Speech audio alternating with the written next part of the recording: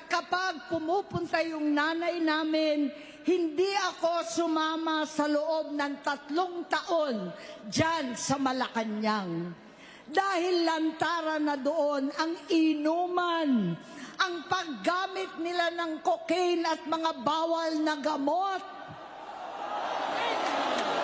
Hindi ba ninyo nakikita, naririnig, kakaiba na siya magsalita. Hindi na maintindihan kung ano-ano na ang sinasabi at wala na sa sarili. Nagtatago sa kabaitan niya ang pang-aabuso niya sa droga.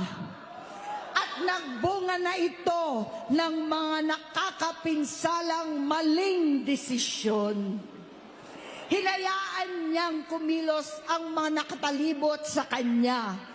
Yung mga umaastang presidente habang nilululong siya ng mga ito. Hindi na kami nagkausap.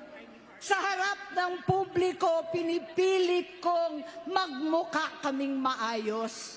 Pero wala na kaming koneksyon. Hindi ko hinihiling na maunawaan ninyo ako, lahat kayo. Sa palagay ko, ang makakaunawa lamang sa akin ay ang mga pamilyang may pinagdaanan sa adiksyon, sa inom, sa sugal, sa alak, sa bisyo, higit sa lahat, sa droga.